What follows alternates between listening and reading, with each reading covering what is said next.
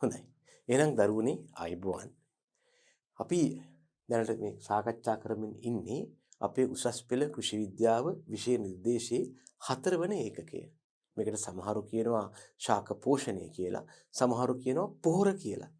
මේ යටතේ අපි දැන් කතා කරන්න බලාපොරොත්තු වෙන්නේ දෙවන පාඩම වන ශාක පෝෂකවල ක්‍රියා හා ඌනතා ලක්ෂණ පිළිබඳවයි.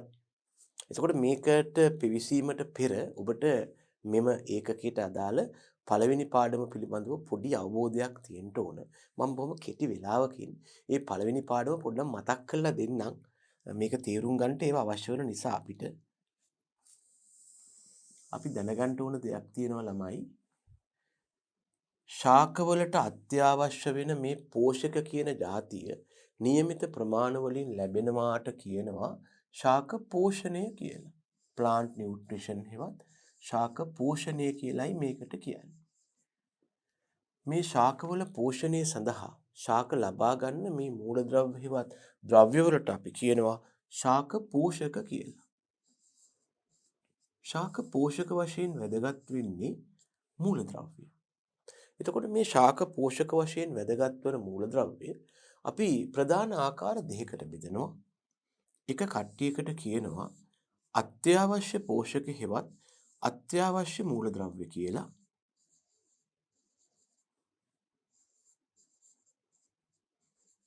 අනික් කට්ටියට කියනවා අත්‍යවශ්‍ය නොවන මූලද්‍රව්‍ය හෙවත් අත්‍යවශ්‍ය නොවන පෝෂක කියලා. අත්‍යවශ්‍ය නොවන පෝෂක කියලා අපි ඒගොල්ලන්ට කියනවා.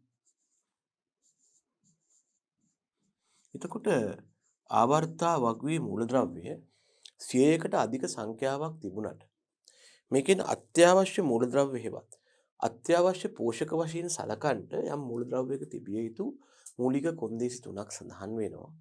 එකක් තමයි මේ මූලද්‍රව්‍ය නැතුව ශාකයට සාමාන්‍ය පරිදි වැඩිලා තමන්ගේ ජීවන චක්‍රය සම්පූර්ණ කරන්න බෑ. දෙවනුව මේ මූලද්‍රව්‍ය මගින් ඉටු කරන ක්‍රියාව ශාකයේ තුල පවතින වෙනත් කිසිම මූලද්‍රව්‍යයකට ඒ ආකාරයෙන්ම නැත්නම් පූර්ණව ආවරණය කරන්න බෑ.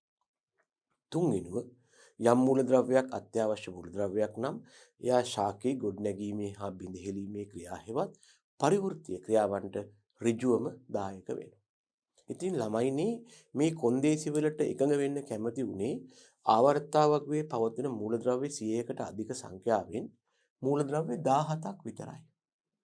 මේ නිසා අපට හමුවන්නේ අත්‍යවශ්‍ය පෝෂක මූලද්‍රව්‍ය 17ක් විතරයි. දැන් මෙතෙන්දී මේ අත්‍යවශ්‍ය පෝෂක මූලද්‍රව්‍ය 17 තුලත් අධික විවිධත්වයක් පැවතුණා.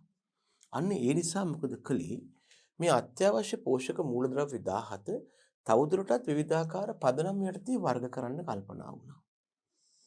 එක පදනමක් උනේ ශාකයේ වියලි පදාර්ථයෙන් අඩංගු ප්‍රමාණය හා තම උපස්තරයෙන් ලබා ගන්න ප්‍රමාණය. වියලි පදාර්ථයෙන් අඩංගු ප්‍රමාණය හා උපස්තරයේ අවශෝෂණය වන ප්‍රමාණය.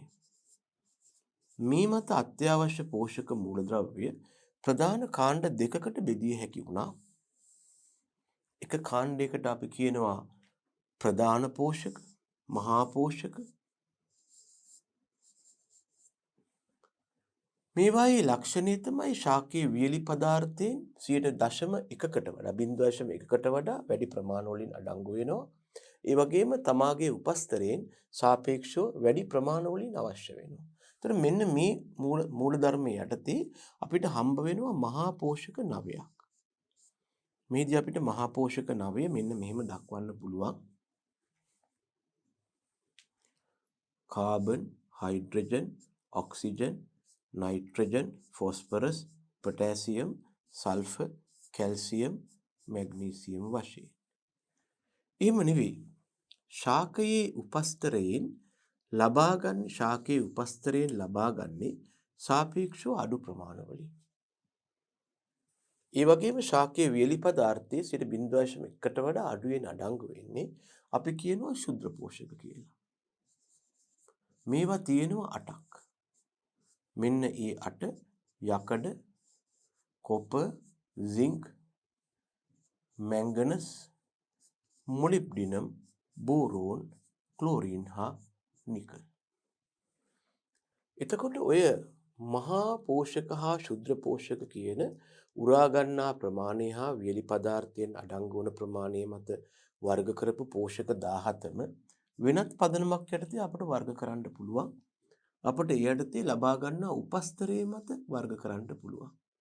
දෙවෙනි පදනම ලබා ගන්නා උපස්තරයේ මත මේගොල්ල කාණ්ඩ දෙකකට බෙදන්න පුළුවන්. වාතයෙන් ලබා ගන්න අය ඉන්නවා. ඒ වගේම ජලයෙන් ලබා ගන්න අය ඉන්නවා. ඒ වගේම පසෙන් පමණක් ලබා ගන්න ඉන්නවා. වාතය හා ජලයෙන් ලබා ගන්න මෙන්න මේ මහා පෝෂක තුන. කාබන්, හයිඩ්‍රජන්, ඔක්සිජන් විතරයි. අනික ඔක්කොම ලබා ගන්නේ ඉතුරු මහා පෝෂක 6යි, ශුද්‍ර පෝෂක 8යි, 14ම ලබා ගන්නේ අපි සියල්ල කියලා ලියමු. කොහෙන්ද? පස්සේ. ඔය දෙවෙනි පදනම. තුන්වෙනි පදනමක් ගැන අපිට කතා කරත හැකි මේගොල්ලන්ගේ ෆ්ලෝයම් ඔස්සේ පර්ණත පටකවල සිට ලපටි පටක දක්වා ගමන් කිරීමේ හැකියාව. මේකට සමහරු කියයි මොබිලිටි හිවත් චලතාව කියලා. යම් ශාකයක පරිණත පටකවල සිට ලපටි පටක දක්වා ෆ්ලෝයම් ඔස්සේ ගමන් කිරීමේ හැකියාව. ඒ නිසාම ඌනතා ලක්ෂණ මතුවෙන්නේ කොහේද කියන එක මත මේකට අපි කියනවා චලතාව කියලා. මෙන්න මේ චලතාව මත මේ පෝෂක මූලද්‍රව්‍ය ප්‍රධාන ආකාර දෙකකට බෙදත හැකි. එකකට කියනවා චල මූලද්‍රව්‍ය කියලා. අනිකට කියනවා අචල මූලද්‍රව්‍ය කියලා. යම් ශාකයක පර්ණත පටකවල සිට ලපටි කොටස් දක්වා ෆ්ලෝයම් ඔස්සේ ගමන් කළ හැකි. එම නිසාම පර්ණත පටකවල පවතින පෝෂක ලපටි පටකවලට යැවීම නිසා තම ඌනතා ලක්ෂණ මුලින්ම ශාකයේ පර්ණත පටකවල ඇතිවන පෝෂක චල මූලද්‍රව්‍යයි. 9යි. මෙන්න 9. Carbon, hydrogen, oxygen, nitrogen, phosphorus, potassium ළමයි මහා පෝෂක වලින් සල්ෆර්, කැල්සියම් නැහැ. මැග්නීසියම් ඉන්නවා. මීට අමතරව ශුද්‍ර පෝෂක වලින් දෙන්නෙක් ඉන්නවා. එක්කෙනෙක් තමයි ක්ලෝරින්, අනික එක්කෙනා නිකල්. එහෙම නෙමෙයි. යම් ශාකයක පර්ණත පටකවල සිට ලපටි පටක දක්වා ගමන් කළ නොහැකි. එම නිසාම තම ඌනතා ලක්ෂණ මුලින්ම අලුතෙන් හටගන්නා ලපටි පටකවල ඇතිවන මූලද්‍රව්‍ය වේද ඒවාට කියනවා ඉමොබයිල් එලිමන්ට්ස් හෙවත් අචල මූලද්‍රව්‍ය කියලා. 8ක් ඉන්නවා. කවුද?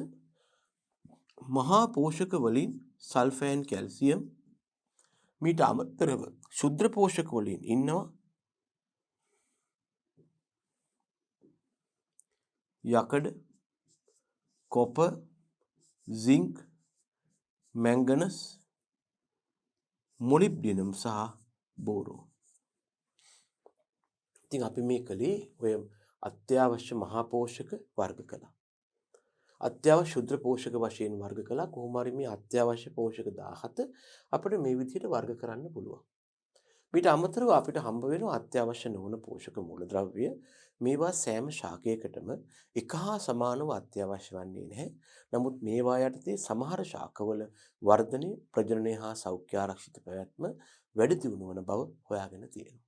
උදාහරණ කොබෝල්ට්, එහෙම නැත්නම් silicon, sodium, aluminium, fluorine, vanadium, එහෙම නැත්නම් ටයිටේනියම්, ටින් වැනි මූලද්‍රව්‍ය අපට දක්වන්න පුළුවන්.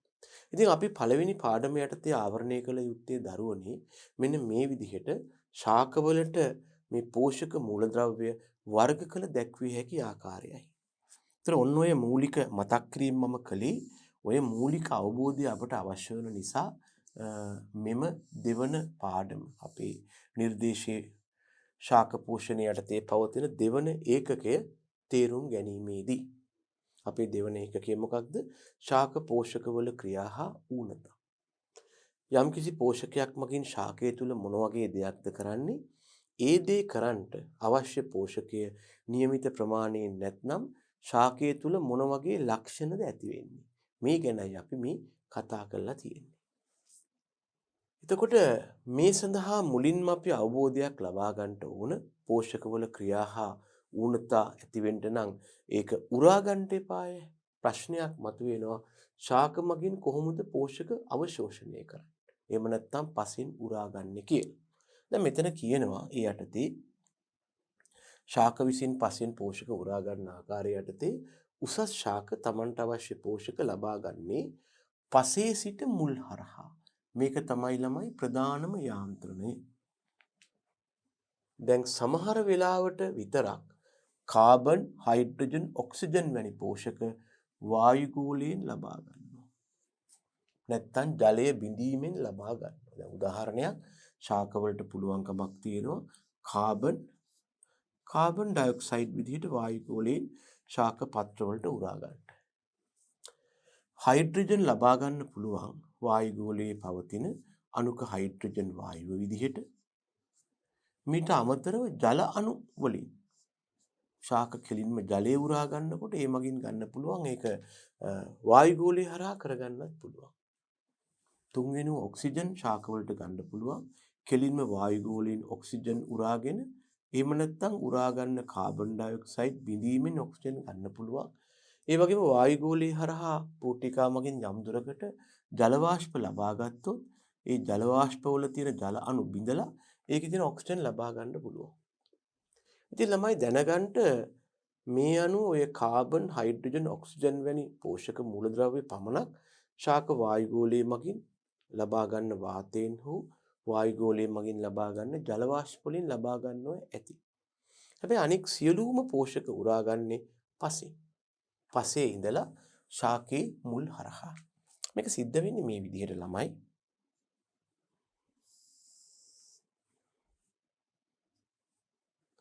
හිතන්න මේ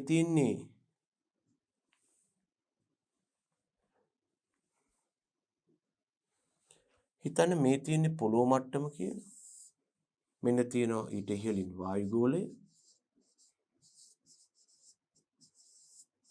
මෙන්න තියෙනවා පස. එතකොට මේ තියෙන්නේ ශාකයක කඳ නම්, මේ තියෙන්නේ පත්‍ර නම්, මේ තියෙන්නේ මුල නම්. මේදී අපි ඔය ශාක පෝෂක වශයෙන් හඳුන්වන ද්‍රව්‍ය ඇත්තටම පසේ තියෙන්නේ පාංශු ජලයේ දිය වෙලා. පෝෂක පාංශු ජලයේ දිය වෙලා තියෙනවා.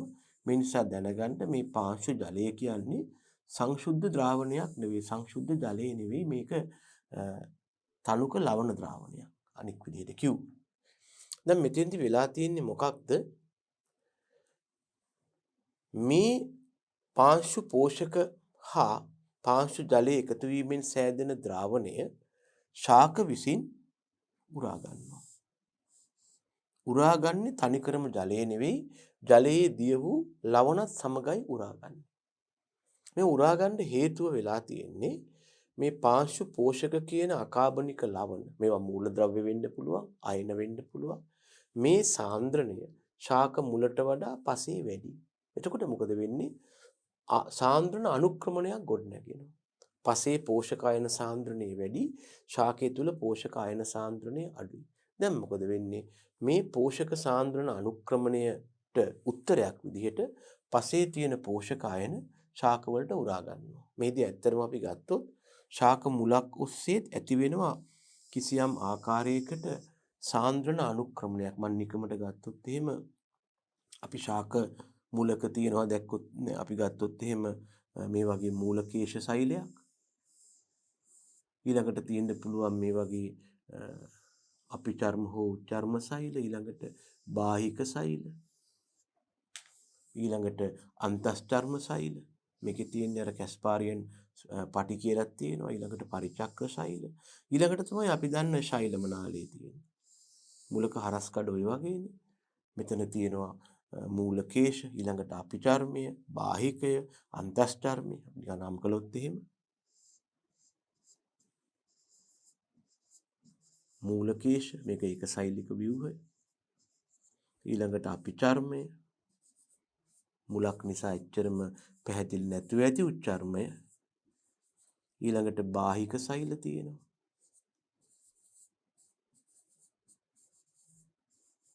ඊළඟට අර කැස්පාරියන් ස්ට්‍රැප්ස් ඒවත් කැස්පාරියන් පටි සහිතව තියෙනවා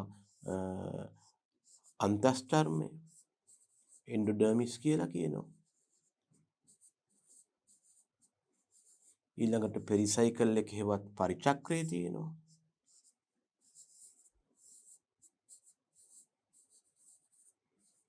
ඊළඟට තමයි මුලේ ශෛලම තියෙන්නේ. ශෛලම කියන්නේ නාල වර්ගයක්. ඒවා ඔස්සේ තමයි ජලය පරිවහණය වෙන්නේ. එතකොට දැන් පසේ තියෙන ජලයේ පවතින මෙතන පාංශු ජලය තියෙනවා. පාංශු ජලයේ පවතින ලවණ සාන්ද්‍රණය මේ මූලකේශ සෛලයේ පවතින ලවණ සාන්ද්‍රණයට වඩා වැඩි. මේදී මේ සෛලවල පවතින ප්ලාස්ම පටලය අර්ධ පාරගම්‍ය පටලයක් හෝ වර්ණ පාරගම්‍ය පටලයක් වශයෙන් ක්‍රියා කරනවා. ක්‍රියා කිරීමේ ප්‍රතිඵලය මොකක්ද? අර්ධ පාරගම්‍ය පටලයක් ඔස්සේ ද්‍රාවකාංශ සාන්ද්‍රණය වැඩි තැන ඉඳලා අඩු තැන දක්වා ගමන් කරනවා. ඒ සමග ජලයත් ගමන් කරනවා. ඉතින් ඔන්න ওই විදිහට තමයි පසේ තියෙන ජලය ශාකයට ඇතුල් වෙන්නේ. ශාකයට පාංශු ජලය උරා ගන්නවත් එක්කම මේකේ තියෙන ලවණ සාන්ද්‍රණය ඊට යාබද සෛලයට වඩා අපිචර්ම සෛලය. ඒකට මේක නෙමෙයි මේක වෙන්න එපාය. මූලකේශ සෛලයට අපිචර්ම සෛලයේ තියෙන ලවණ සාන්ද්‍රණය අඩු වෙනවා. දැන් මොකද වෙන්නේ? ඒකට හරියන්න මෙයා මේකට එනවා. එතකොට මෙයාගේ ලවණ සාන්ද්‍රණය ඊට වඩා අඩු වෙනවා. ඒකෙන් මේකට එනවා, මේකෙන් මේකට එනවා. ඔහොම ඇවිල්ලා පරිචක්‍රය දක්වාම එනවා. එතකොට මේ පැත්තෙන් ඇතිවන ආශ්‍ර පීඩන විභවයේ හින්දා තල්ලුවක් ඇති වෙනවා. මේ තල්ලුවට අපි කියනවා රූට් ප්‍රෙෂර් එක හෙවත් මූල පීඩනය කියලා. මූල පීඩනය කියන මේ තල්ලුව නිසා මොකද වෙන්නේ? මේක ඉබේටම ශෛලම නාලයට ඇතුල් වෙනවා. ශෛලම නාලයට ඇතුල් වුණත් දිගටම මේ පැත්තෙන් වතුර තල්ලු කරනවා. උරා ගන්න ජලය හා ලවණ. ඒකේ ප්‍රතිඵලය වෙන්නේ මොකක්ද? ඒකත් එක්කම දිගට මේ ශෛලම නාලය දිගේ මේ ජලය උඩට ගමන් කරනවා යම් දුරක් දක්වා. මම කියන්නේ මේ මුල හරහා ඇතිවන තල්ලුව හෙවත් මූල පීඩනය මගින් මෙයාගේ ඊතා උසින් අධික ශාකයකට ජලය ගෙනිනවයි කියලා. මදක් දුරක් තල්ලු කරන් යනකොට මේ පැත්තේ ශාකයේ වායව කොටස් හරහා වායු ගෝලයට ජලය නිකුත් වෙනවා හෙවත් උත්සේදනය වෙනවා. උත්සේදනය වෙනවත් එක්කම මේ ජලාණු වල පවතින සංශක්තිය ආසක්ති බල නිසා උත්සේදනය යටතේ වායු ගෝලයට ජලය නිදහස් වීමේදී ඇතිවන ඇදීමක් හෙවත් චූෂණ බලයක්. ඒ චූෂණ බලය අඛණ්ඩව ශෛලම නාලයේ දිගේ පහළටම තල්ලු වෙනවා.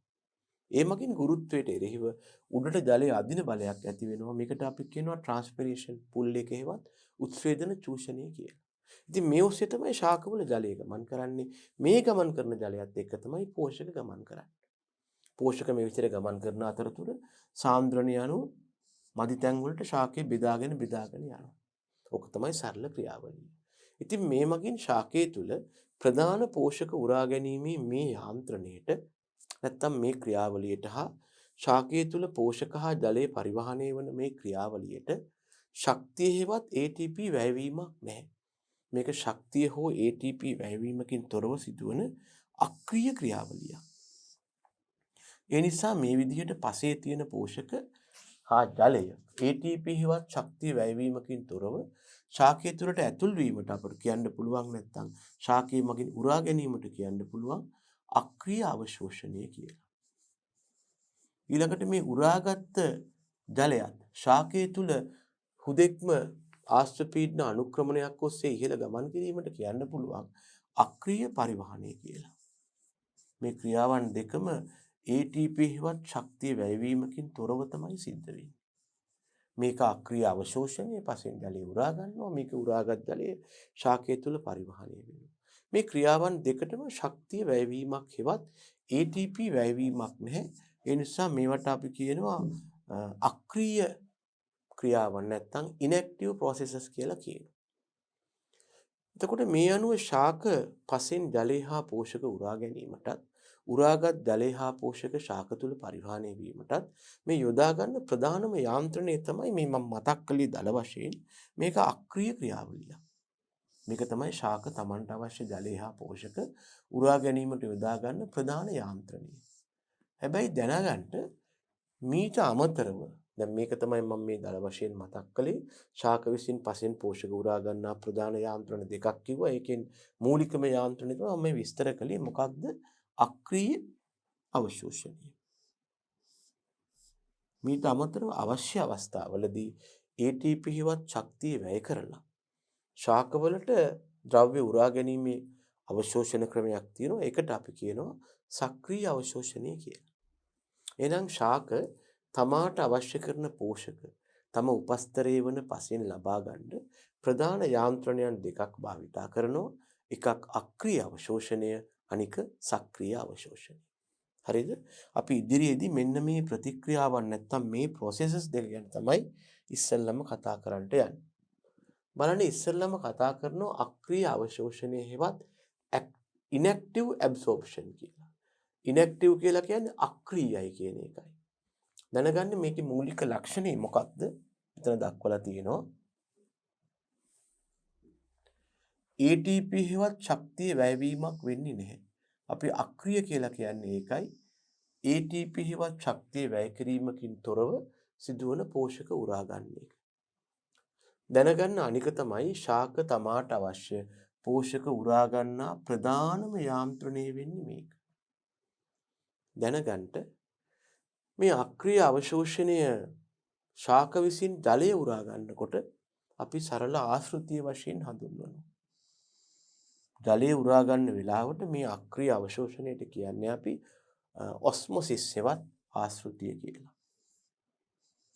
ඔබ දන්නවා ආශෘතිය කියලා කියන්නේ ද්‍රාවක අංශු සාන්ද්‍රණයේ යම් ද්‍රාවණ එකිනෙකාට වෙනස් සාන්ද්‍රණයන් සහිත ද්‍රාවණ දෙකක් අර්ධ පාරගම්‍ය පටලයකින් වෙන් කළ විට ද්‍රාවකාංශු සාන්ද්‍රණයේ වැඩි සාන්ද්‍රණයේ සිට ද්‍රාවකාංශු සාන්ද්‍රණයේ අඩු සාන්ද්‍රණයේ ද්‍රාවණයේ දක්වා අර්ධ පාරගම්‍ය පටලය ඔස්සේ යම් ද්‍රාවණයක සිදුවන ද්‍රාවකාංශු වල සංශුද්ධ ගමනයි.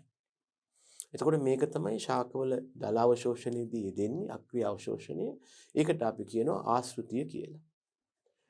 එතකොට දැනගන්න මේ ශාක තුල පෝෂක අවශෝෂණය සිද්ධ වෙන්නේ ප්‍රධාන පියවර කීපයක් ඔස්සේ.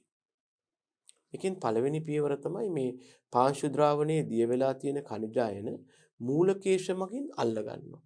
අල්ලගෙන ඒවා මූලකේශවල තියෙන අන්තර් සෛලීය අවකාශ, සෛල අතර තියෙන අවකාශ වලට බැඳෙනවා. දෙවනුව මොකද වෙන්නේ? මේවා සෛල බිත්තියත් එක්ක සම්බන්ධ වෙනවා. තුන් වෙනුව සෛල බිත්තිය හා සෛල ප්ලාස්මයේ තියෙන රික්තකයක් කියලා කොටසක්. රික්තකයක් කියන්නේ හිස් අවකාශයක් නෙමෙයි. මේක තුල සෛල විෂය පිරලා තියෙනවා. එයා ඊළඟට රික්තකයට ගමන් කරනවා සෛලයක තියෙන. ඊළඟට රික්තකයේ සාන්ද්‍රණය වැඩි වෙනකොට මොකද වෙන්නේ? ඊට යාබුල් සෛලයේ වෙතට ගමන් කරනවා. මෙහෙම තමයි මෙයා ක්‍රමානුකූලව සෛලයෙන් සෛලයට ගමන් කරන්නේ.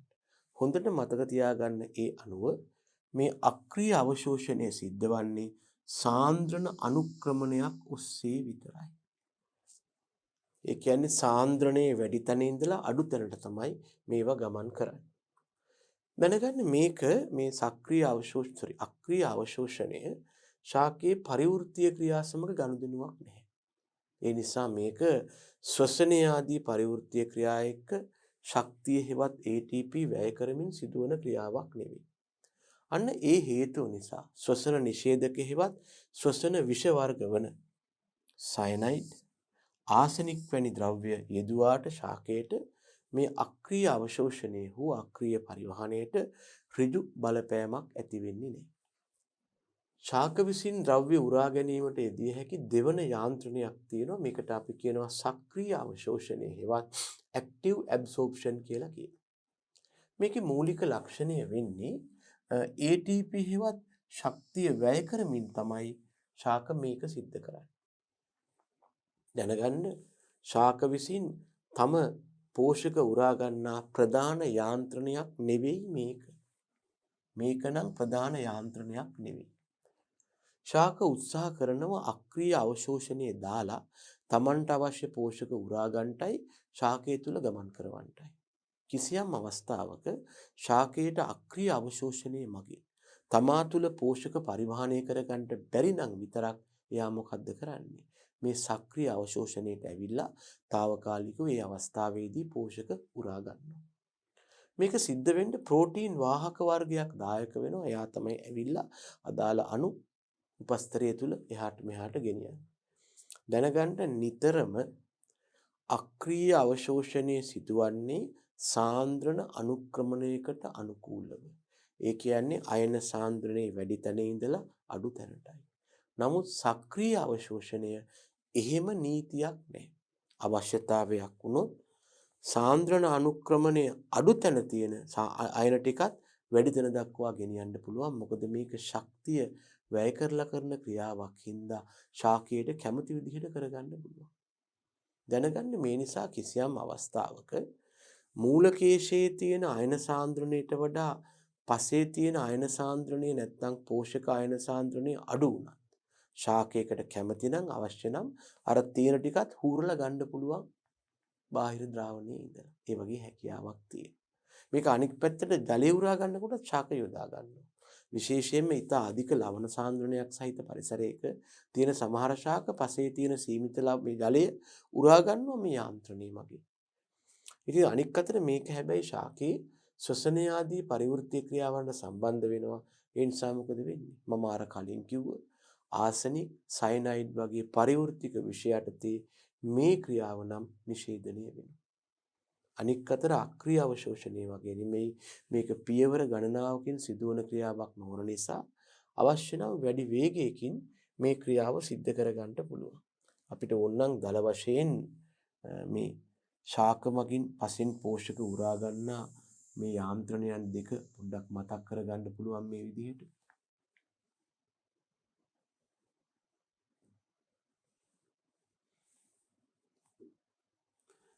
එක පැත්තක ඉන්නවා අක්‍රීය අවශෝෂණය,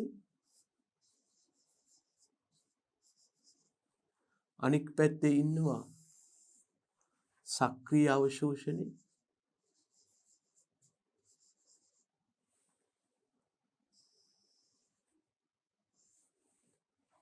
අක්‍රීය අවශෝෂණය යටතේ කියත හැකි ATP හෙවත් ශක්තිය වැය කිරීමකින් තොරව සිදුවන අවශෝෂණයයි. නමුත් සක්‍රීය අවශෝෂණය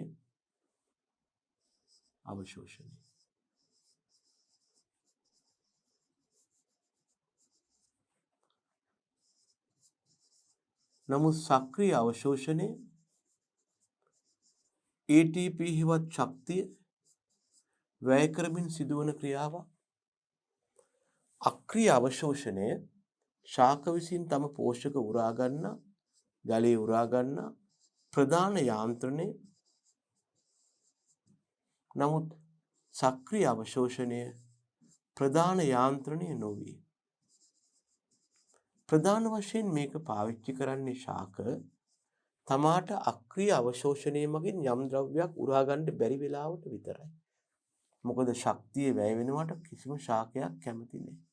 බොහෝ විට මේක යොදාගන්නේ අක්‍රීය අවශෝෂණය යෙදිය නොහැකි අවස්ථාවල. මේක යොදාගන්නේ බොහෝ විට අක්‍රීය අවශෝෂණය යෙදිය නොහැකි විට.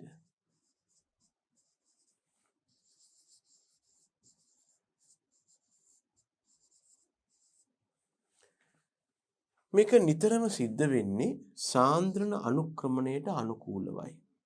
එතනින් එහා මොකුත් කරන්න බෑ. සාන්ද්‍රණ අනුක්‍රමණයට අනුකූලවයි සිද්ධ වෙන්නේ. සාන්ද්‍රණේ වැඩි තැන ඉඳලා අඩු තැනට තමයි සිද්ධ වෙන්නේ. හැබැයි දැනගන්න ළමයි නිතරම නෙමෙයි අවශ්‍යතාවයක් මතු වුණොත් සක්‍රීය අවශෝෂණය ඔය කියන සාන්ද්‍රණ අනුක්‍රමණයට විරුද්ධව හෙවත්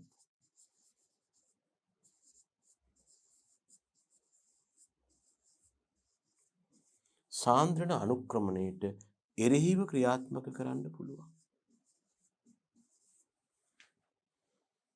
එතකොට අක්‍රීය අවශෝෂණය හැබැයි සිදුවෙන්නේ වැඩි පියවර ගණනාවකින්. ඉස්සරලා මේවා අන්තර් සෛලීය අවකාශ වලට ඇදෙනවා, බැඳෙනවා, සෛල බිත්තියට බැඳෙනවා, රික්තකයට ගමන් කරනවා. ඒ නිසා ගතවන කාලය වැඩි. හැබැයි මෙයා ඉක්මනට ATP වැය කරමින් කරන ක්‍රියාවක්. ඒ නිසා ගතවන කාලය අඩුයි.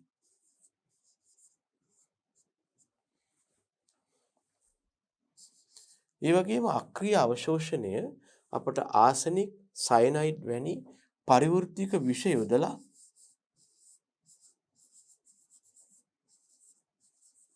මර්ධනය කරන්න බෑ. නමුත් සක්‍රීය අවශෝෂණයේදී අපට ඒ වගේ පරිවෘත්තික විෂ දාපුවම මේක ශාකීය ශ්වසනයට සම්බන්ධ නිසා පරිවෘත්තික විෂ ලබා දුන්නොත් ක්‍රියාව නිෂේධනය කරනවා. ඒ වගේම මේකට දායක වෙනවා ප්‍රෝටීන් වාහක ශ්‍රේණියක්. ඒගොල්ල තමයි මේ සංයෝග ප්‍රවාහනය කරන්නේ. මේකට එහෙම ප්‍රෝටීන් වාහක දායක වන්නේ නැහැ. හරිද? එහෙනම් මම දල වශයෙන් ඔබට මේ සක්‍රීය හා අක්‍රීය අවශෝෂණය අතර පවතින සමාන අසමානතා පොඩ්ඩක් මතක් කරලා දුන්නා. මේ ගැන පොඩි අවබෝධයක් තියාගන්න. හරිද? හොඳයි.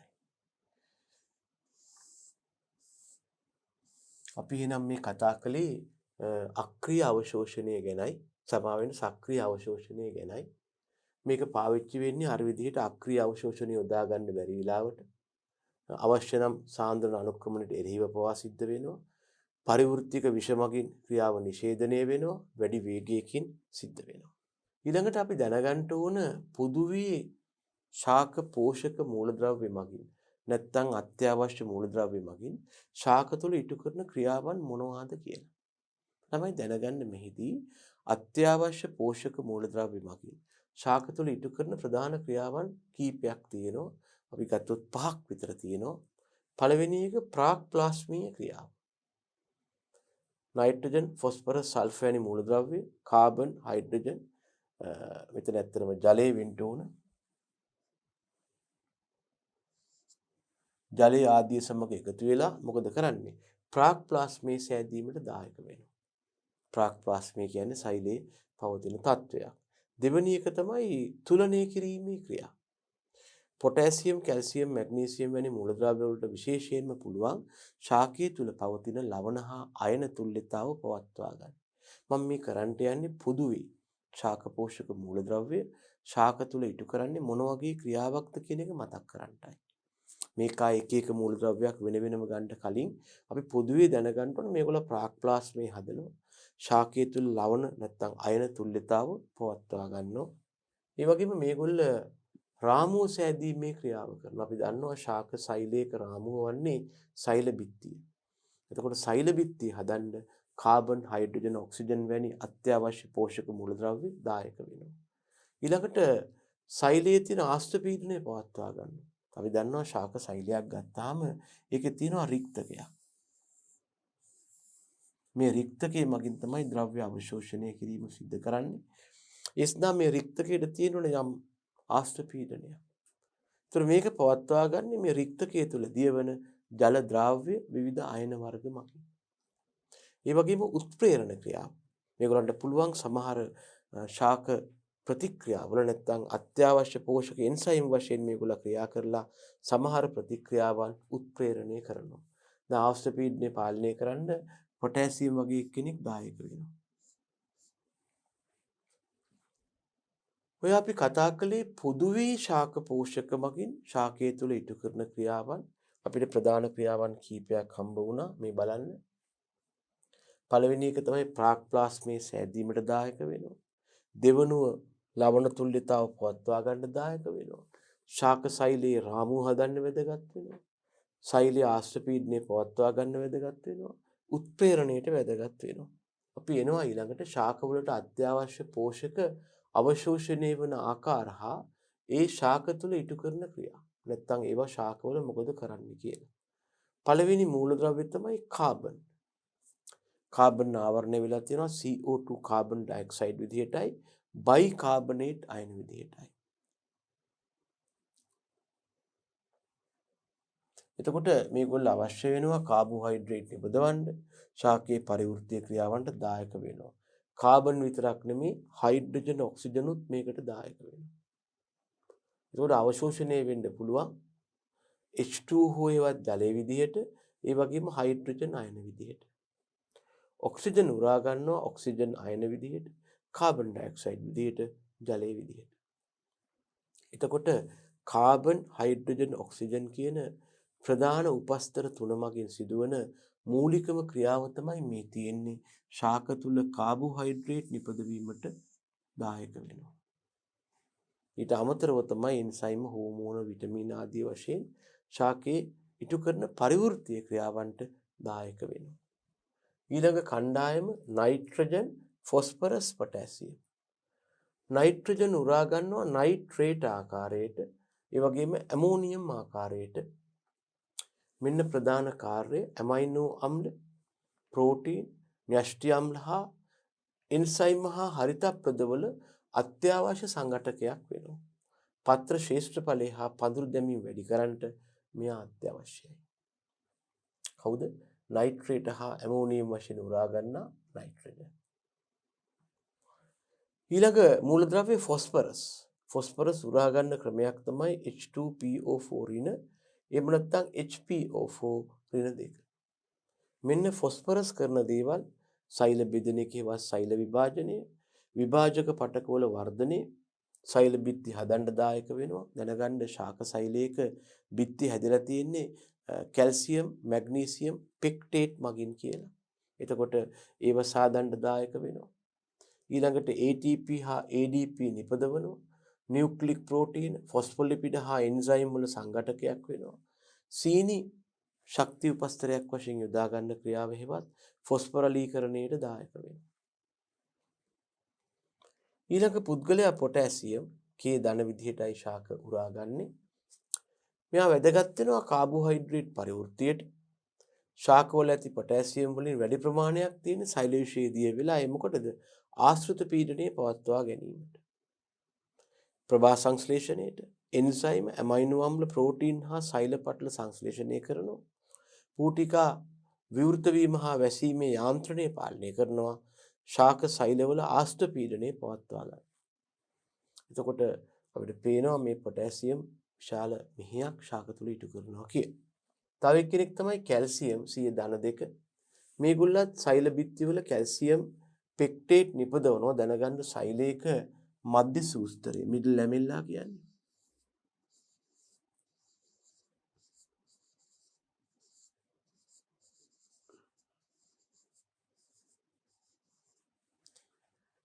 මේ මධ්‍ය සූස්තරයේ බිහි වෙලා තියෙන කැල්සියම් පෙක්ටේට් වලින් ඊළඟට මේගොල්ලෝ කඳේ හා මුලේ අග්‍රස්ත වර්ධනයට දායක වෙනවා. එන්සයිම සක්‍රිය කරනවා. සෛල බෙදීමට, පටලවල, ව්‍යුහවල පාරගම්මිතාව ද්‍රව්‍ය ගමන් කිරීමේ හැකියාවට දායක වෙනවා. ඊළඟට මැග්නීසියම්.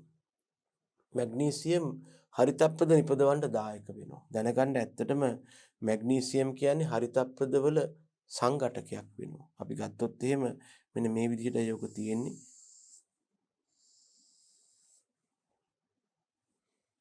අපි හරිතප්‍රද අණුවක් ගත්තොත් මේක මැද ඉන්නවා මැග්නීසියම් කණ්ඩායමක්, මැග්නීසියම් අණුවක් ඉන්නවා. මේ වටා තියෙනවා නයිට්‍රජන් වලින් ඇති වුණු ටෙට්‍රාෆීරෝල් අණු කියලා වර්ගයක්.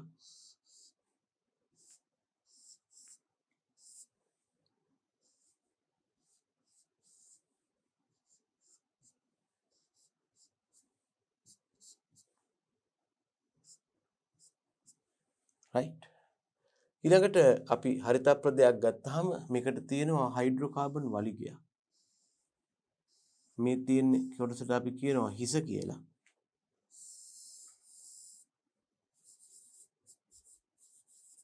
මේකට තියෙනවා මෙන්න මේ කොටස අපි නම් කරනවා. මේක දිගටම යන්න පුළුවන්. හයිඩ්‍රෝකාබන් වලිගය කියලා.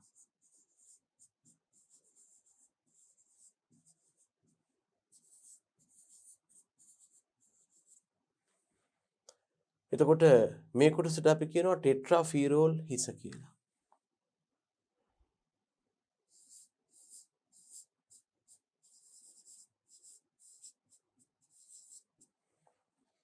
මේක ටෙට්‍රාෆීරෝල් හිසක් හා වලිගයක් තියෙනවා. මම නිකන් හරිතප්‍රද අණුවක් ගැන මතක් කළේ. මැග්නීසියම් මේ නිසා ටෙට්‍රාෆීරෝල් අණුවේ මැද ඉඳගෙන හරිතප්‍රද නිපදවීමට අවශ්‍ය වෙනවා. අනික තමයි ෆොස්ෆේට් නැත්නම් ෆොස්ෆරස් පරිවෘත්තියට දායක වෙනවා.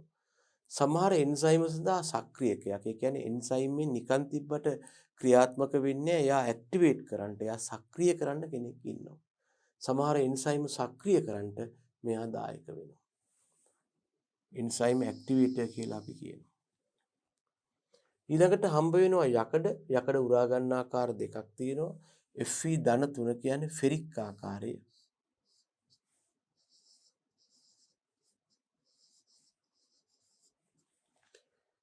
Fe2 කියන්නේ ෆෙරස් ආකාරය.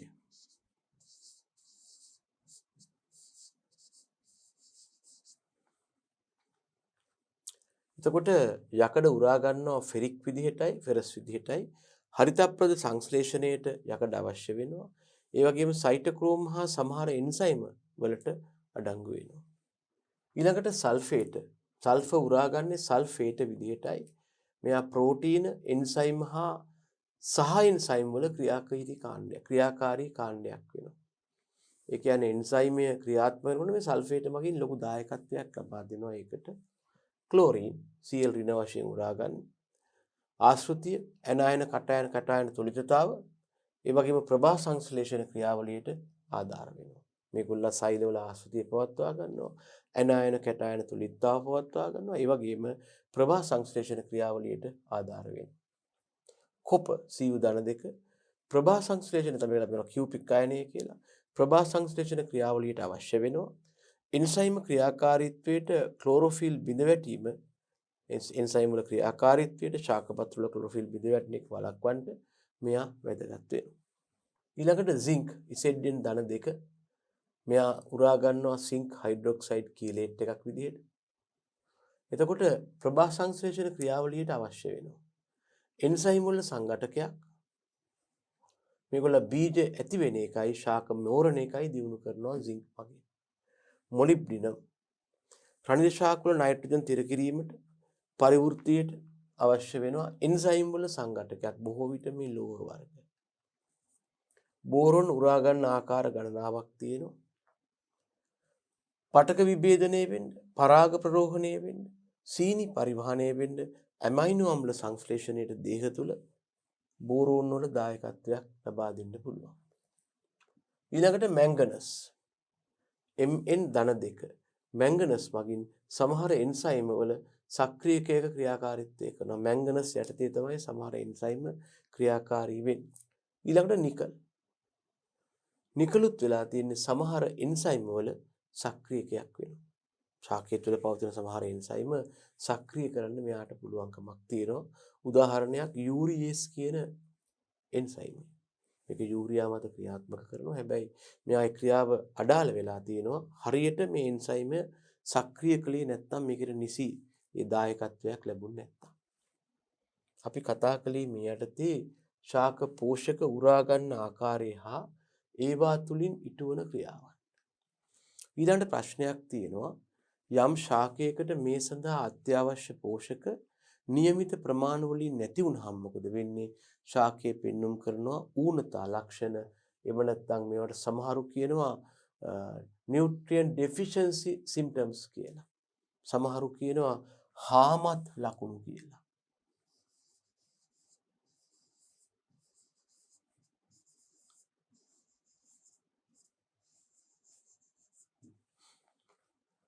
ශාකයකට අත්‍යවශ්‍ය පෝෂකයක් નિયમિત ප්‍රමාණය නැත්නම් ඒ ශාකයේ හමු වන අසාමාන්‍ය ලක්ෂණ වලට කියනවා ශාක පෝෂක ඌනතා ලක්ෂණ කියලා.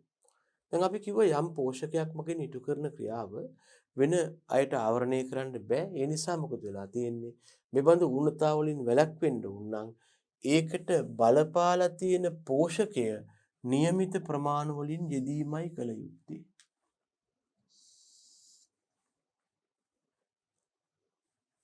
කිසියම් ඌනතාවක් තියෙනවා නම් අපි කළ යුත්තේ මොකක්ද? ඒකට බලපාන පෝෂක નિયમિત ප්‍රමාණ වලින් ගන්න එක. දැන් මෙතෙන්දී එහෙම නැත්තම් තමයි ශාකයේ පෝෂක ඌනතාව මතුවෙන්නේ. තමන්ගේ උපස්තර වලින් ප්‍රමාණවත් තරමින් ගන්න පුළුවන් හින්දා ශාක සාමාන්‍යයෙන් කාබන්, හයිඩ්‍රජන් හා ඔක්සිජන් වල ඌනතා ලක්ෂණ නොදක්වනවා. මොකද එහෙම දැක්වීමේ වුණාවක් නැහැ. මේ ස්ථානවල ඕන තරම් තියෙනවා. ඒ නිසා හැම ඌනතා ලක්ෂණ දක්වන්නේ නැහැ ඒක. රයිට්. අනික දැනගන්න මම නිකමට කියන්නේ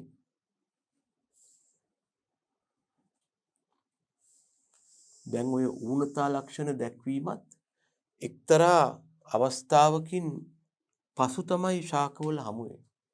ශාකවලට කිසියම් පෝෂකයක් ඌන වුණොත්, හිඟ වුණොත් මේකෙත් පවතිනවා විවිධ මට්ටම්. මේක ශාකවලට විතරක් නෙමේ සතෙකුට හෝ ජීවීන්ටත් පුදුයි. මුලින්ම මේකේ හමු වෙනවා අපිට මුකුත්ම හිතාගන්න බැරි අවස්ථාව. ඒ කියන්නේ අපි දන්නෙත් නැහැ ශාකයේ ඌනතාවයක් ඇති වුණාද නැද්ද කියලා. අපිට ඒක හොයාගන්න බෑ. ශාකය සාමාන්‍ය පරිදි තමන්ගේ පරිවෘත්තීය ක්‍රියාවන් කරගෙන යනවා. ඔහොම යනකොට දැන් මේ අවස්ථාවට අපි කියනවා බොහොම සරල අවස්ථාවක්. තීව්‍ර හෝ රෝගී අවස්ථාවක් නෙමෙයි, ඌනතාවයක් පවතින අවස්ථාවක් නෙමෙයි. ඕනනම් කියත හැකි මේක සාමාන්‍ය අවස්ථාවක් කියලා. ඔහොම කාලයක් යනකොට ශාකයේ කිසියම් පෝෂකයක් ඌන වෙනවා. නමුත් මේ ඌනතාව එක්වරම පිටතින් දකින්න හම්බ වෙන්නේ නැහැ. ශාකයේ සඳහා අපි හිතමු යම් පෝෂකයක් ඌන වුණාම ශාකය කරන්නේ මොකක්ද? ශාකයේම තියෙන වෙන තැනකින් මේ පෝෂකය ලබා ගන්නවා. ලබා ගත්තාම ශාකයේ තුල තියෙන පෝෂක තුල්‍යතාවයේ ගැටලුවත් වෙන එක ඇත්තයි. නමුත් ඒක ඌනතාවයක් වශයෙන් දකින්න හම්බ වෙන්නේ නැහැ. තවත් ටික කලක් ගියාම තමයි මේ පෝෂකයේ හානි වීම නිසා ඇති වුණු ගැටලු අපට දකින්න පුළුවන් වෙන්නේ. මේකට අපි කියනවා ඌනතාව කියලා. යම් ශාකයක් ඌනතාවයකටපත් වූ විට ඒ ශාකයේ යම් යම් අසාමාන්‍ය ලක්ෂණ දක්වනවා. යම් ශාකයක් පෝෂක හෝ වෙනත් ඌනතාවයකට ලක් වූ විට ශාකයේ දක්වන අසාමාන්‍ය ලක්ෂණ වලට අපි කියනවා ඌනතා ලක්ෂණ කියලා. ඒකට අපි ඉංග්‍රීසියෙන් කියනවා deficiency symptoms කියලා. මම හිතන්නේ උඩ අපි ලියලා දුන්නා ටර්ම් එක.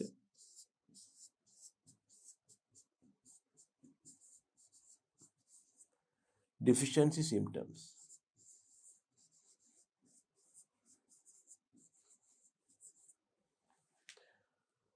හුඟක් වෙලාවට අපිට මේ ඌනතා ලක්ෂණ වැදගත් වෙනවා. ඌනතාවයට බලපාන ශාකය නැත්නම් ඌනතාවයට බලපාන ශාකයේ ඒ සඳහා ඌන වූ පෝෂකය හොයාගන්න.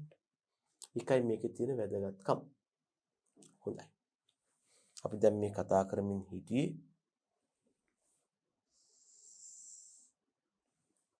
ශාකවල හමුවන පෝෂක ඌනතා ගැන. ඒතර අපි කිව්වා ශාකයට අත්‍යවශ්‍ය පෝෂකයක් નિયમિત ප්‍රමාණයෙන් නැත්නම් ඒ ශාකය තුල හමුවන අසාමාන්‍ය ලක්ෂණ.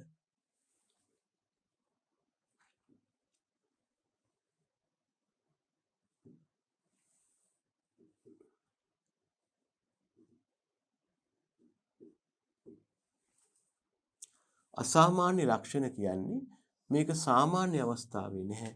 ඌනතාවක් ඇති වුණොත් විතරයි පෙන්눔 කරන්නේ. මේ බඳු ඌනතාව වලින් වැළකිය හැක්කේ ඊට බලපෑ පෝෂකය નિયમિત ප්‍රමාණයෙන්ම යෙදීමෙන් පමණයි. දැන් යම් නයිට්‍රජන් ඌනතාවක් ආවොත් ඒක නයිට්‍රජන් යොදන්න ඕනේ. ඒක අපිට වෙන මූලද්‍රව්‍යයක් මගින් පූර්ණව ආවරණය කරගන්න බෑ. තම උපස්තර වලින් ප්‍රමාණවත් තරමින් ලැබෙන නිසා ශාක හයිඩ්‍රජන් ඔක්සිජන් වල ඌනතා දක්වන්නේ නැහැ. ඒකත් සත්‍යයක්. එතකොට අපි කතා කරන්නට යන්නේ ඊළඟට මේ ශාකවල තමාට අවශ්‍ය පෝෂක નિયમિત ප්‍රමාණවලින් නැතිනම් මොන වගේ ලක්ෂණද දකින්න පුළුවන් වෙන්නේ කියලා. මේවට අපි කියනවා ශාක පෝෂකවල ඌනතා ලක්ෂණ නැත්නම් plant nutrient deficiency symptoms කියලා. දැනගන්න ප්‍රමාණවත් විදිහට ලබා ගන්න පුළුවන් නිසා ශාක සාමාන්‍යයෙන් ප්‍රමාණවත් තරමින් හා ප්‍රමාණවත් පරිදි ලබා ගන්න පුළුවන් නිසා ශාක සාමාන්‍යයෙන් නයිට්‍රජන්, ෆොස්ෆරස්, පොටෑසියම් කියන මූලද්‍රව්‍ය සඳහා නැත්නම් මේවායේ ඌනතා අපිට දකින්න පුළුවන් වෙනවා ප්‍රමාණවත් තරමින් ලබා ගන්න බැරි වෙනවා. හැබැයි ප්‍රමාණවත් තරමින් ලබා ගන්න පුළුවන් නම් මේවායේ ඌනතා අපිට දකින්න ලැබෙන්නේ නැහැ. නමුත් අද වෙලා තියෙන්නේ මොකක්ද? බොහෝ විට මේවා ශාකවලට ගොඩක් ඕන වෙනවා. අන්න ඒ නිසා මේවායේ ඌනතා අපිට වැඩිපුර දකින්න පුළුවන්. මේවා ප්‍රමාණවත් තරමින් ලබා ගන්න පුළුවන් නම් කාට හරි ශාකයකට අපට ඌනතා දකින්න වෙන්නේ නැහැ. හැබැයි එහෙම ප්‍රමාණවත් තරමින් ගන්න බැයි නම් ඔන්න ශාකයට මදි පාඩුවක් ඇති වෙනවා. මොකද මේවා ටිකක් ගොඩ ගන්න ඒවා. ඒකෙන්ලා මේ ප්‍රාථමික පෝෂක කිව්වේ. මේ ප්‍රාථමික පෝෂක කියලා මේවා ගොඩවල් ගන්නකොට ප්‍රමාණවත් තරමින් ලබා ගන්න බැරි වුණොත් මොකද වෙන්නේ? ඌනතා හමු වෙනවා. හැබැයි මෙහෙම එකක් තියෙනවා. මීටත් කලින් ඉන්න 3 දෙනෙක් ඉන්නවනේ. මහා පෝෂකවල. මීටත් කලින් ඉන්න 3 දෙනා තමයි කවුද ළමයෝ? Carbon, hydrogen, oxygen. මේගොල්ලන් නම් හුඟක් වෙලාවට සෑහෙන තරම් ඉන්නවා අපිට පරිසරයේ. ඉතින් ඒ නිසා සාමාන්‍යයෙන් ශාකවල කාබන්, හයිඩ්‍රජන්, ඔක්සිජන් කියන මූලද්‍රව්‍ය වල ඌනතා ලක්ෂණ හමුවන්නේ නැහැ. අපි කියනවා ශාක සාමාන්‍යයෙන් කාබන් හයිඩ්‍රජන් හෝ ඔක්සිජන් වල ඌනතා ලක්ෂණ නොදක්වයි කියලා. මොකද මේගොල්ල ගන්න පුළුවන්. NPK වල සාමාන්‍යයෙන් ඌනතා ලක්ෂණ නැහැ ප්‍රමාණවත් තරමින් දුන්නොත්. හැබැයි නැත්තම් ඌනතාවන් මතුවෙනවා. එහෙනම් බලමු මොකක්ද මේ නයිට්‍රජන් වල ඌනතා ලක්ෂණ කියලා. පළවෙනි එක තමයි පරිණත පත්‍ර කහ පාට වෙනවා. මේට හේතුව නයිට්‍රජන් චල මූලද්‍රව්‍යයක් නිසා පරිණත පත්‍ර වලින් වර්ධක ස්ථාන කරා ඒක පරිසංක්‍රමණය වෙනවා. වර්ධනය අඩු වෙලා ශාක කුරු වෙනවා. ඔය කියන්නම මෙන්න මෙහෙම දෙයක් වෙනවා. දැන් අපි හිතමු නයිට්‍රජන් මදි කියලා. ශාකයේ ප්‍රමාණවත් තරම් නයිට්‍රජන් නැහැ. මෙන්න තියෙනවා ශාකයේ කඳ. මෙන්න තියෙනවා පත්‍ර.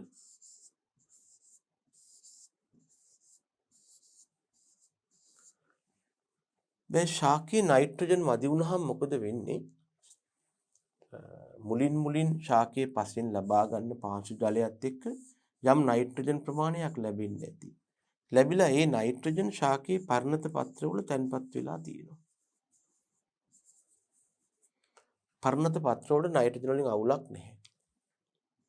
නමුත් මෙහෙම පරිණත කොටස් වලට බෙදාගෙන ගියාම මොකද වෙන්නේ?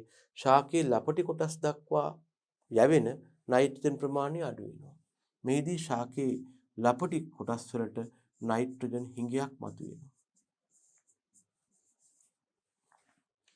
ළමයි දැනගන්න මේ නයිට්‍රජන් වගේ මූලද්‍රව්‍යයක් එහෙම හිඟ වෙන එක හොඳ නැහැ. ඒක ඊටා වැදගත් මූලද්‍රව්‍යයක්. අපි දැක්ක ශාකයේ තුල DNA, RNA හදන්න, NAST හදන්න, අමයිනෝ අම්ල හදන්න, එන්සයිම් හදන්න, හෝමෝන් හදන්න මෙයා විවිධ ක්‍රියාවන් තියෙනවා. ඉතින් මේ වගේ දහසකුත් එකක් වැඩ කරන නයිට්‍රජන් ශාකයක ලපටි කොටස් වලට හිඟ වුණොත් ඒ වාට තව දිගු කාලයක් ශාකය වෙනුවෙන් සේවය කරන්න තියෙනවා. ඒක කරගන්න බැරි වෙනවා. මෙන්න මේ වගේ වෙලාවට ශාකවල පවතින පරිණත පත්‍ර මොකද කරන්නේ? තමා ළඟ තියෙන නයිට්‍රජන් තමා ළඟ තියෙන හරිතප්‍රද බිඳලා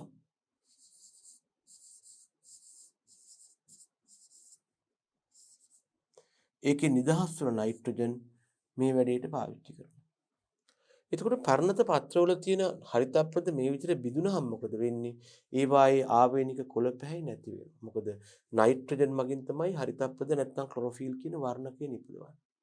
මෙයා කඩ නයිට්‍රජන් ගත්තාම මේ කොළ පැහැයි නැති වෙලා යනවා.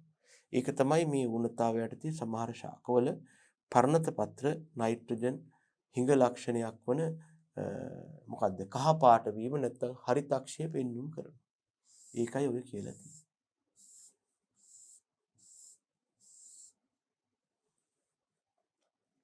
ඉතින් ඒ වගේම ශාක කුරු වෙනවා. ඊළඟට පත්‍ර දිගටම වැටෙන්නේ නැතුව තියෙනවා. කලින් මේරු සහ විකෘති වූ මල් හා පළ හට ගන්නවා. ඒක හොඳ තත්වයක් නෙමෙයි. ඔන්න අපි එනවා දෙවෙනි පෝෂකයට ෆොස්ෆරස්. ෆොස්ෆරස් වල ලක්ෂණයක් තමයි ශාක තුල අපි කියනවා කාබෝහයිඩ්‍රේට් මෙටබොලිසම් හෙවත් කාබෝහයිඩ්‍රේට් පරිවෘත්තිය පවත්වා ගන්න. හැබැයි ෆොස්ෆරස් ඌනතාවයට මොකද වෙන්නේ? මේ කාබෝහයිඩ්‍රේට් පරිවෘත්තිය අඩු වෙනවා, අඩාල වෙනවා, නැත්නම් ඌන වෙනවා.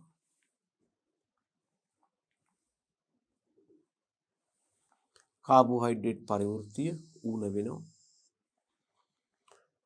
එතකොට වෙන්නේ මොකක්ද? ශාකයේ තුල නිපදවන සීනි ඇන්තොසයනින් වර්ණකයේ බවට පත් වෙලා තියෙනවා. දැනගන්න ශාක තුල විශේෂයෙන්ම හරිත ප්‍රදාදීය සංශ්ලේෂණයේදී මෙන්න මේ වගේ පොඩි කතන්තරයක් සිද්ධ වෙනවා.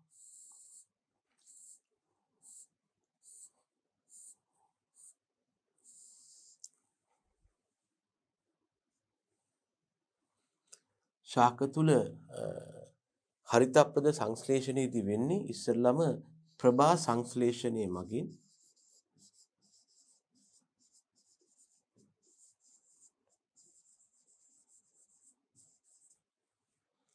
සමහර සීනි වර්ග නිපදවනවා.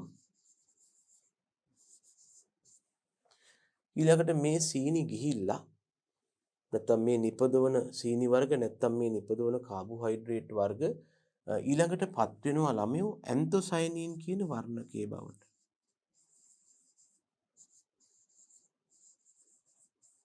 මේ හදන සීනි කියන්නේ ග්ලූකෝස්. මේ ඇන්තොසයනින් ආවේනික දම්පැහැයක් තමයි දරන්නේ. ඊළඟට වෙලා තියෙන්නේ මොකක්ද මේ ඇන්තොසයනින් කියන වර්ණකය? දෙවනුව පරිවර්තනය වෙන්න ඕන ශාකවල කොළ පැහැයට හේතු වන හරිතප්‍රද බවට. මෙයා දම් පාටයි මෙයා කොළ පාටයි.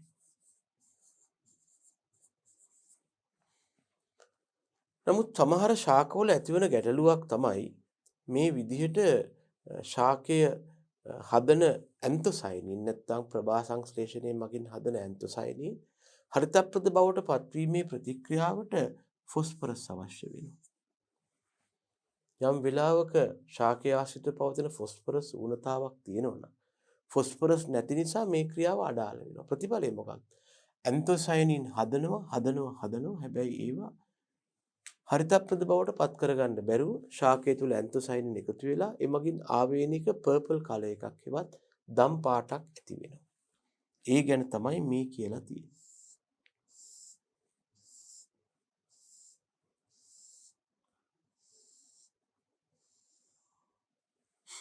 ෆොස්ෆරස් කාබෝහයිඩ්‍රේට් පරිවෘත්තිය අඩුවීම නිසා නිෂ්පාදිත සීනි ඉතිරි වෙලා ඒවා ඇන්තොසයනින් වර්ණකයේ සෑදීමට වැය වෙනවා. මේ නිසා පත්‍ර දම් පාටට හුරු තද කොළ පාටක් ගන්නවා. ශාකවල උස අඩු වෙනවා හෙවත් ශාක කුරු වෙනවා. පත්‍ර දක්වන විශේෂ ලක්ෂණයක් තමයි සාමාන්‍ය අවස්ථාවේදී ශාක පත්‍රයක් රෝල් වෙන්නේ මෙහෙම යටි අතට. නමුත් මෙම රෝගය යටතේ මොකද වෙන්නේ? ශාක පත්‍ර පෙන්눔 කරන්නේ වර්ධනය වෙන්නේ උඩුකුරු පැත්තට. මේ විදිහට. රෝල් වුණත් රෝල් වෙන්නේ මෙන්න මෙහෙම උඩුකුරු අතට. පත්‍ර උඩුකුරු වර්ධන විලාසයක් දක්වනවා උඩ පැත්තට හැදෙන්න පටන් ගන්නවා. ශාකයේ තද කොළ පාටක් ගන්නවා. පළමු පත්‍ර පහළ තියෙන පත්‍ර ඉස්සෙල්ලා කහ පාට වෙලා පස්සේ කොළ පාට වෙලා දුඹුරු හෝ කළු පාට වෙලා ඇත්තරම මිය යනවා. ශාකයේ තියෙන බෙදීමට දායක වන පටකේවත් විභාජක පටකත් මිය යනවා. ශාකයේ වර්ධනයේට ලොකු කාලයක් ගත වෙනවා හෙවත් ශාකයේ වර්ධනයේ ප්‍රමා වෙනවා. එක්ක පුෂ්ප හැලෙනවා.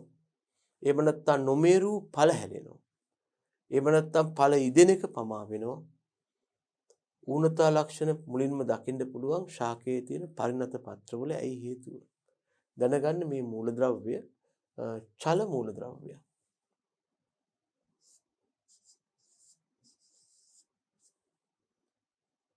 සමාවෙන්න අචල මූලද්‍රව්‍යයක්. නෑ. චල සමාවෙන්න චල මූලද්‍රව්‍යයක්. ඒකයි පරිණත පත්‍රවල මුලින් ඌනතාවය ඇති වෙන්නේ. ලපටි පත්‍ර දක්වා තියෙන පෝෂක යවුවා. ඒ නිසා පරිණත පත්‍ර තමයි ඌනතාවයට ලක් වෙන්නේ මෙයා චල මූලද්‍රව්‍යයක් නිසා. හරිද? අපි දැන් කතා කළා නයිට්‍රජන් වල ඌනතා ලක්ෂණ, ඒ වගේම කතා කළා ෆොස්ෆරස් වල ඌනතා ලක්ෂණ. ඒ වගේම තව එක්කෙනෙක් තමයි පොටෑසියම්. පොටෑසියම් වල ඌනතා ලක්ෂණ ගැනයි අපි ඊළඟට කතා කරන්න යන්නේ. එතකොට මේ යටතේ ගැටලුවක් තියෙනවා. පොටෑසියම් දායක වෙනවා ශාකයේ ලවණ තුල්‍යතාවට. මේ පොටෑසියම් ඌනතාවය යටතේ ශාක පත්‍රවල තියෙන ලවණ තුල්‍යතාවට හානි වෙනවා. මේ ලවණ අතර පැවති සහයෝගීතාව නැත්තම් එකම මට්ටමකට තියෙන එක බිඳ වැටෙනවා. එතකොට මොකක්ද වෙන්න පුළුවන්?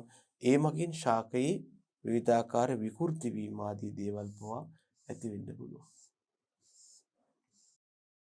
එකක් තමයි මෙතන ලවණ තුල්‍යතාව නැති වුනහම සමහර ලවණ වර්ග ශාකයේ සාන්ද්‍රණය වැඩි වෙලා මේ තියෙන ශාක පත්‍රයේ අග්‍ර ධාරය නම් ශාක පත්‍රයේ ධාරය නම් මේ තියෙන්නේ මේ ධාරය මුලින් නිකන් අපි කියනවා ඒකට මොනවද පිලිස්සී ගිය ආකාරයේ තත්වයකටපත් වෙනවා.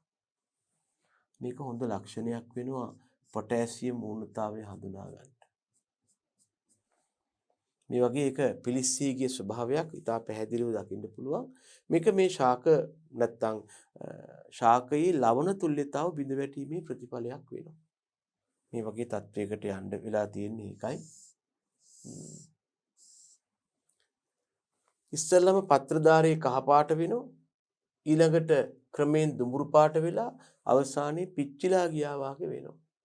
මේක මුලින්ම ඇති වෙන්නේ පර්ණත පත්‍රවල.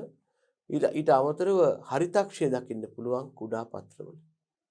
දැනගන්න බොහෝ විට මේ ශාක පත්‍රවල හරිතක්ෂය මගින් හටගත් ලප දකින්න පුළුවන්. මේවා දකින්න පුළුවන් වෙන වැඩිපුරම ශාකයේ ලපටි පත්‍රවල අග්‍රස්ත කොටසේ. හොඳයි. එහෙනම් අපි මේ දක්වා කතා කළේ ප්‍රධාන පෝෂක මූලද්‍රව්‍ය තුන. කවුද? නයිට්‍රජන්, ෆොස්ෆරස් සහ පොටෑසියම් කියන මූලද්‍රව්‍යවල ඌනතා ලක්ෂණ. ඉතින් මේ ඌනතා ලක්ෂණ හඳුනාගෙන තමයි ඒක නිවැරදි කරන්න වෙන්නේ.